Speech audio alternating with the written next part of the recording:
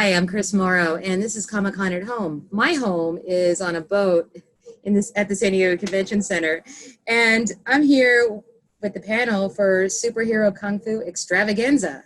How's it going? The 23rd Kung Fu Extravaganza. The 23rd. Yep. I see that. That's awesome. So yeah. Please introduce yourself and tell me where your home is. I am Ric Meyers. Let's see, I wrote this, the Film Nerd Kung Fu movie book. You can see me on, Amazon Prime now with my movie, Films of Fury, the Kung Fu movie. You can see me on Netflix with Iron Fist and Kung Fu Kicks. And I also wrote this, and this is my and I also wrote this. And this is the very first thing I ever wrote 46 years ago, the Targitt comic book. And a couple of weeks ago, the Targitt novel came out based on the first book. So you can go home again. Don't let anybody tell you you can't. And for 23 years, I've been hosting the San Diego Comic-Con Superhero Kung Fu Extravaganza. And tonight was no exception, except for the last 22 years, we have had a minimum of 2.5 hours. If we're not the longest panel that Comic-Con puts on, we're one of the longest. Tonight we had 45 minutes. So how are you? Are you okay? Do you need to recover? No, I'm no Kung Fu, so I'm fine. But I hope we're in person next year so we can go back to doing 2.5 hours and having the crowd go mad.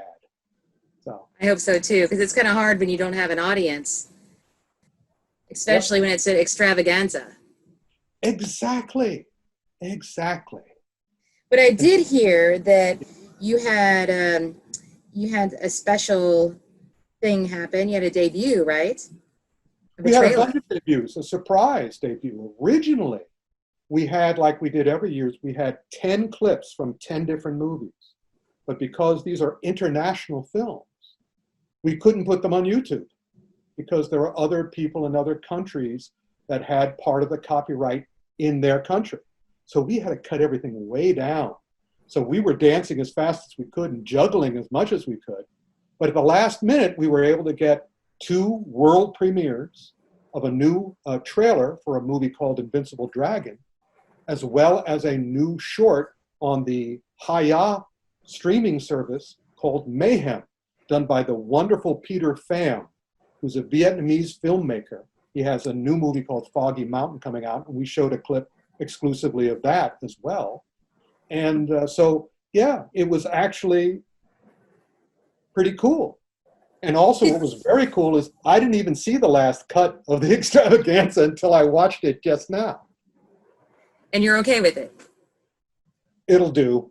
I mean, the guys are there. We had stuff that made you hopefully laugh, gasp, and cheer.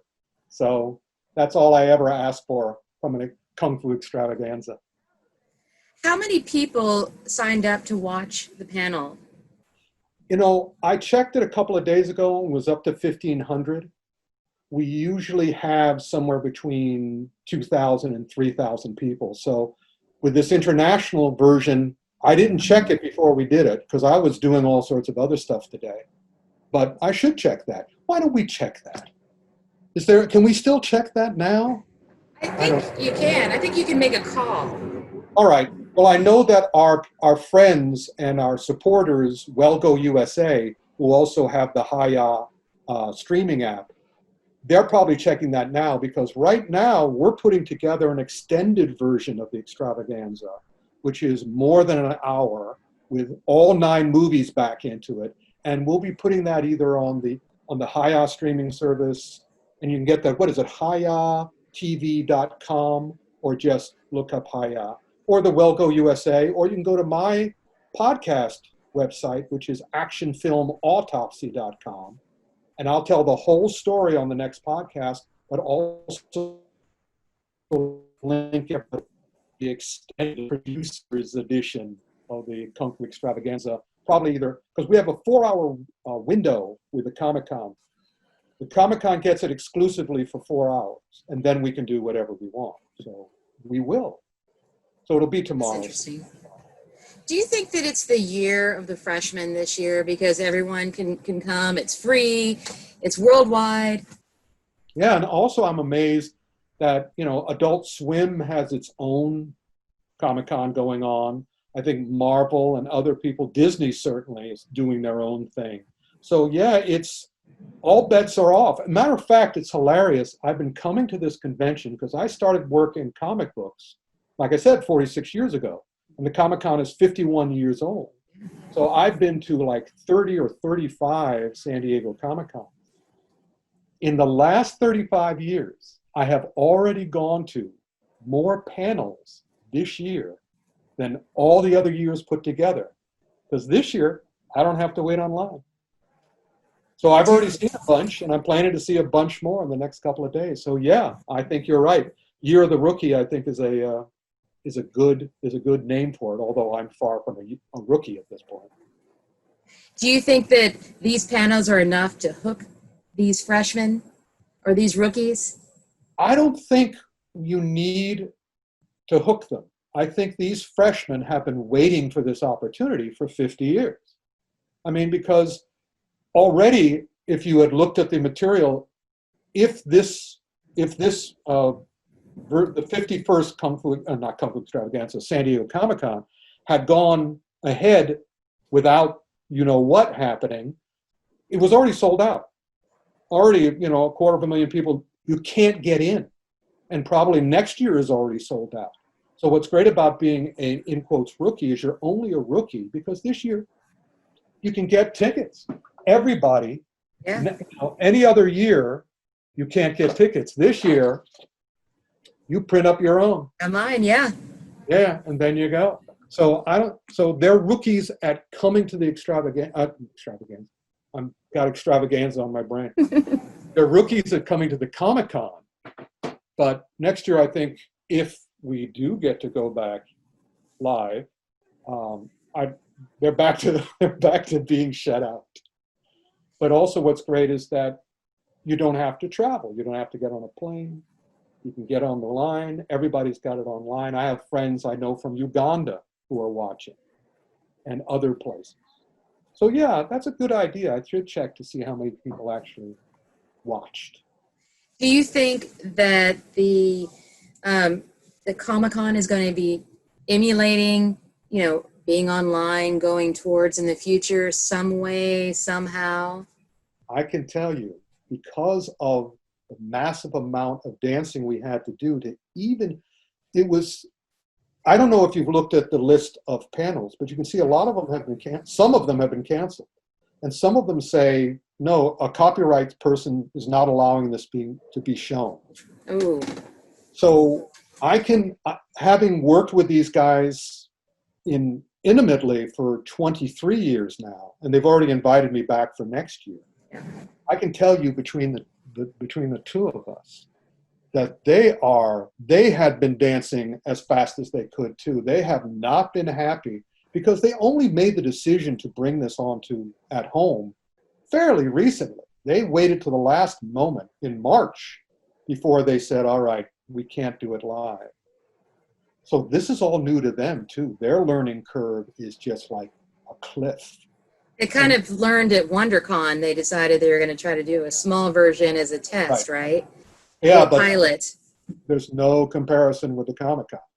And it's just been, I'm pretty sure they will continue to explore this because now the gate is open and we don't know what's going to happen. So I think they're going to, and I think they want, because they're very professional and they're awesome.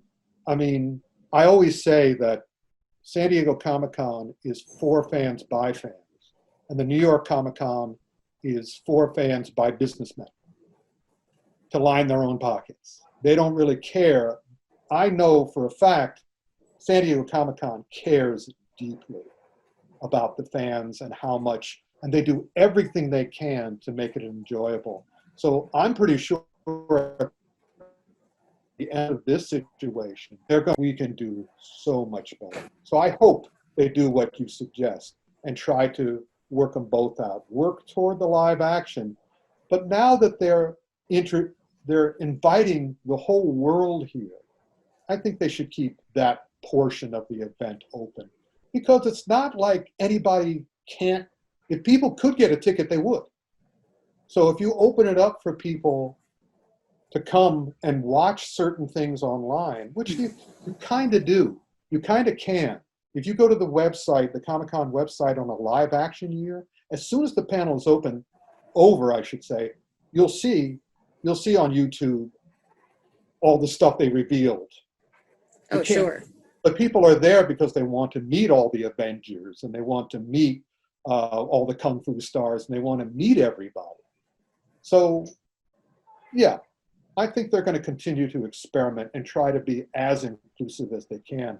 But as long as they're in San Diego, they can't make it too big. It's not like New York, which will just let anybody in, and who cares how comfortable they are.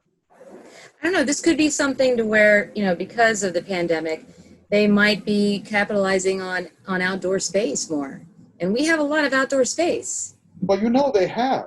For the last, one of the big sure. Yeah, they have, Adult Swim has its Carnival. FX has the entire thing by the But not for panels, or not for, more for, games and the experience. The first couple of years they did it, like at the baseball stadium, the Nerdist had it. The Nerdist had an alternate Comic-Con with panels. But I think they found out they didn't work for some reason. I don't know. All I know is that I'm the Kung Fu guy, and I just concentrate on my extravaganza, and then I walk around and I eat and I meet friends and all that sort of stuff.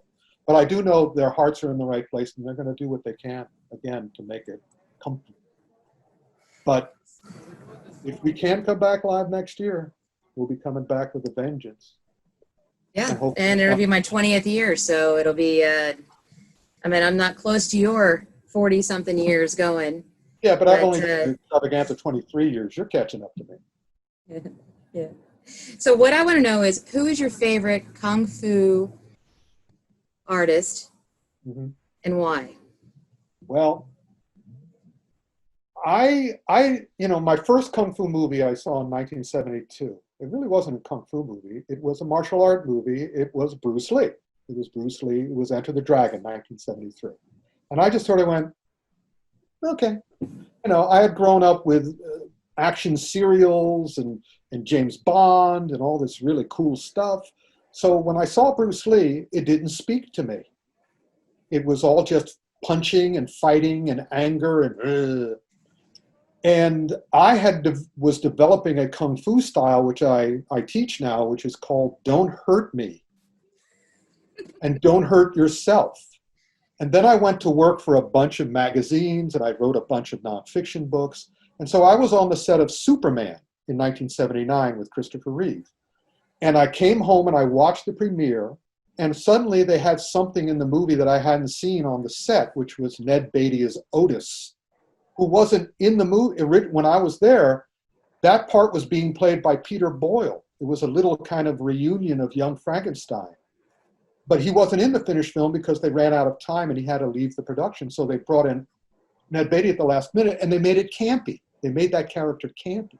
And I was over at Marvel Comics in the office of a guy named Larry Hama, who did the G.I. Joe and the Nam comic book. And I said, why don't they take superheroes seriously? This was back in 1979.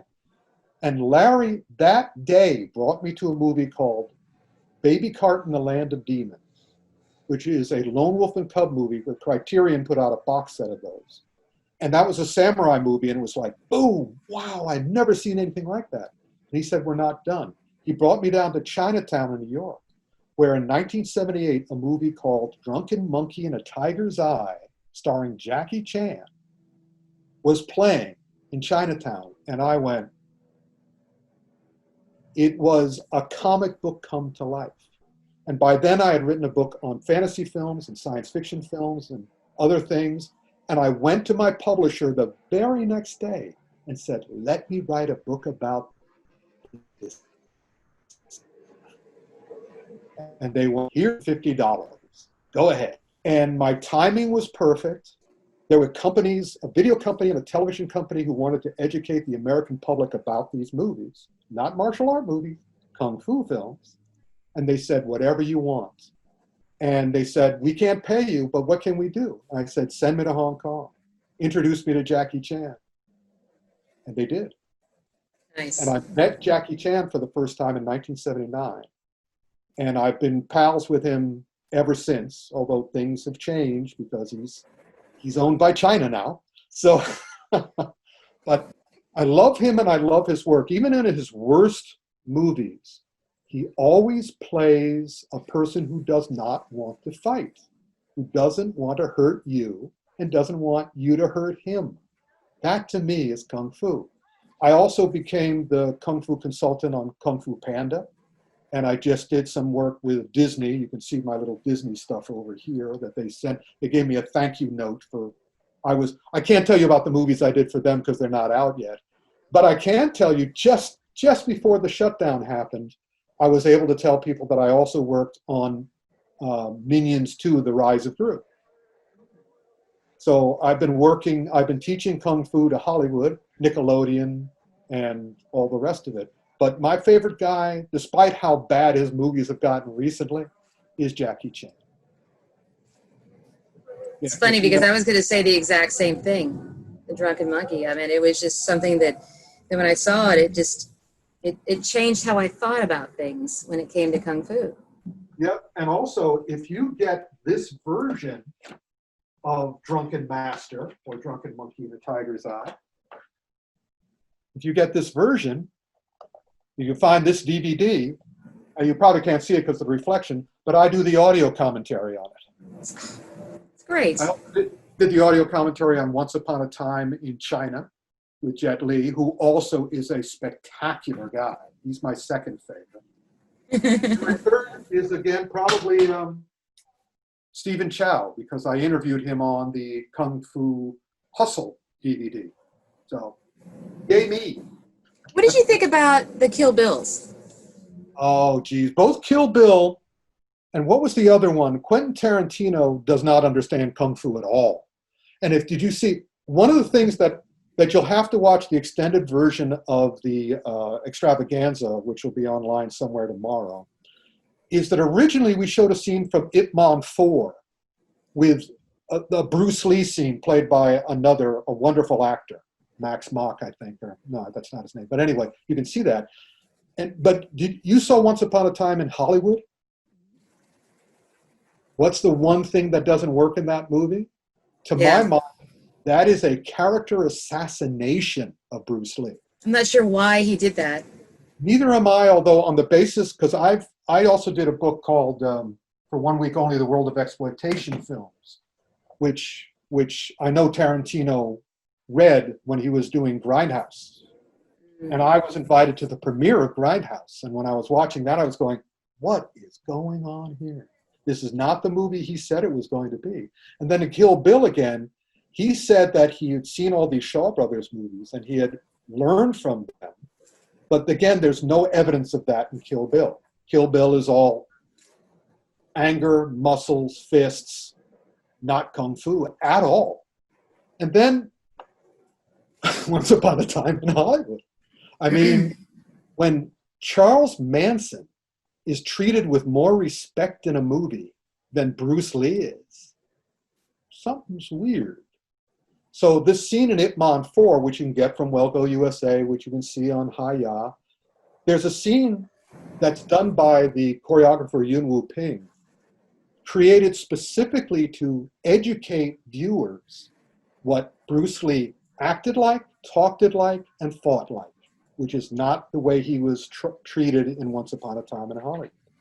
So, yeah, I mean, Quentin Tarantino says he knows Kung Fu. There's no evidence of it in his films. But I still think he's a magnificent filmmaker. I wasn't happy with Grindhouse, wasn't happy with Kill Bill, wasn't happy with the Bruce Lee scene in Once Upon a Time in Hollywood.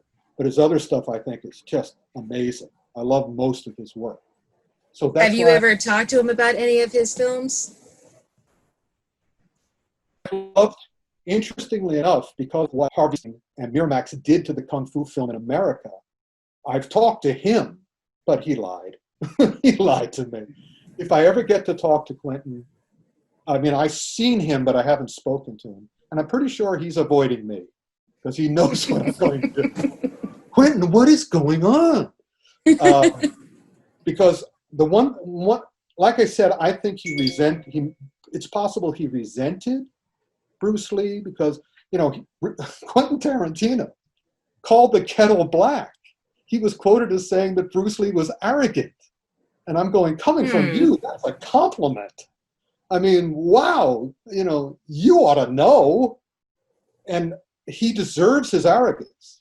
Quentin deserves his arrogance. But at the same time, I'm not sure why he's seemingly so resentful. And why So was Bruce Lee arrogant at all? Oh my gosh, at the end he was. At the end when I mean, basically me and all my Kung Fu film friends all pretty much agreed that he wasn't murdered, he committed suicide. He didn't mean to, but the end of his time, his last year in Hong Kong was a real tragedy. He was going crazy, he was having terrible migraines, he was collapsing. He was driving himself way too hard. He wanted to become the Chinese Superman, but he should have been the Chinese Supra-man. That's the difference. Super is superpower. Supra is what humans can do. And when you know, and he would have learned Kung Fu. He would have had the same trajectory as Jet Li, which is he would have seen the secret of Kung Fu, which is the human body, the human mind, the world around you. The rest is money and ego. And he could have done supra-natural things. He already was in the position of doing it. But he had to learn again not to do this, but to do this. Watch Kung Fu Panda. The end of Kung Fu Panda is amazingly accurate when it comes to Kung Fu. That's how real, true, elevated Kung Fu works. There's no question Bruce would have gotten there. The true tragedy of Bruce Lee is that he died too early. He would have he already changed the world with just 4 films, actually 3 films, because Game of Death was an abomination that he had no control over. But with 3 films, he changed the world. Imagine what he could have done with 4, 5, 6, 10. And he would have changed Kung Fu, too. He brought Kung Fu to the world. It wasn't being taught to non-Chinese until Bruce Lee. And he opened it up to everybody, and he would have opened it up. So, you know, I'm always having discussions with Bruce Lee fans. And I'm going, guys, if you're a true fan, let him grow. Stop keeping him frozen in 1973. Talk about what he would have done. And he left enough material. And if you read his teachings, you can see. I mean, I still quote him by saying, learn everything you can from everyone and everything you can, then make it your own. Everyone else goes, yes, we will learn from you, Bruce, and copy you. We will not make it our own. We will make it you. We will do the noises. We will do the faces. And I'm going, let him live. Let him live. Let him live. Stop keeping him frozen in 1973. I don't care about this stuff at all, as you can tell. Ric Meyers, it was a pleasure to talk to you. I'm Chris Morrow, Comic-con at Home. And yeah, you know, we miss you, and we hope that we all get together soon. I miss you too. See you next year. Yes. Yes. Thank you so much. You're great.